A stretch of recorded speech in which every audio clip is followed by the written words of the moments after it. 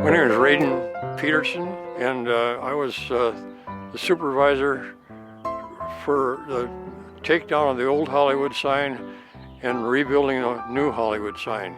We started a takedown on August the 8th, 1978, and we finished the complete sign as you see it today on October 30th, 1978.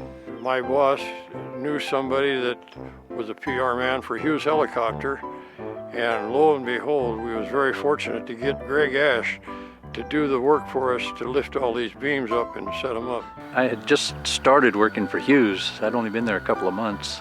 I worked over in Indonesia for 4 years for the oil companies, and we moved oil rigs. And then before that, just before I went to work for Hughes, I was working out of Santa Monica, and I did a lot of work setting air conditioners on rooftops. Well, I knew it was going to be quite a difficult job because the old sign that we was taking down, it was pretty ragged. About half of the letter O was already blown down or fallen down, and part of the H was gone, and it was pretty dangerous tack. I recall the discussions at the time. They wanted to just tear it down altogether. Then they got together and decided it'd be a good idea to rebuild it. It became a historical monument in 1973. So this had to be rebuilt exactly the same size that it was when we took the old sign, down. Because letter W, you find on the blueprints that it's a little bit off center. The center part of the W, it's a little off center the way it was built to begin with, and so we built it the exact same way it was. They held us up a little bit because every time we cut letters down, we had to notify channels 2, 4, 7, and 11. They cut the beams into sections that we could handle. They were about 1,400 or 1,500 pounds apiece, which was just about all we could lift with that helicopter. Actually, the beams weighed slightly more than the empty weight of the helicopter. We took off from the Hughes plant in Culver City and just flew it up here. And they had the holes dug for the foundation pieces. And so the first day we set all the first level in, all the ones that only stuck out about 4 feet from the hole. And then I think it was probably 3 weeks later that we came back to do the next. In the meantime, they poured all the concrete and got everything leveled up the way they wanted it. Every day I had at least 8 people up there, and when I needed more people, I had 12 people up there, because we had to dig all these footings by hand and jackhammer. I set one right on top of the lower one, and there were 3 guys on the post that was already in place.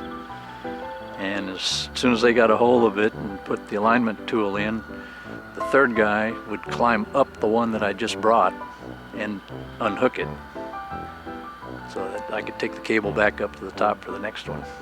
Probably the most difficult thing is to do that, you have to look straight down.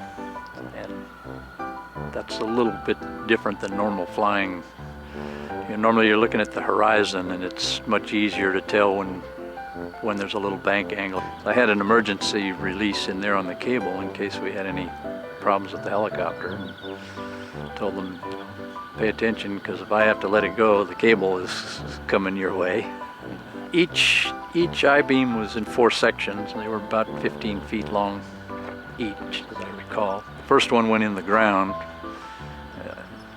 probably 10 feet into the ground, and then we stacked 3 more sections on top of that. The letters were actually 45 feet high, and we built it exactly the same as it was before. The letters themselves are 45 foot high. 2 per letter, with the exception of the W has 3. I think the Y had 3. The whole job, to taking the sign down and rebuilding it, it took 60 days, or over a period of 3 months actually. We bid $165,000, and we did it for $153,030.86. It's a world icon. It's shown all over the world, and there's nothing like it any place else in the world that I know of. So it's quite a thing to have taken part in having something to do with it, the building of it. that'll be there when the mountain leaves. It's there for good.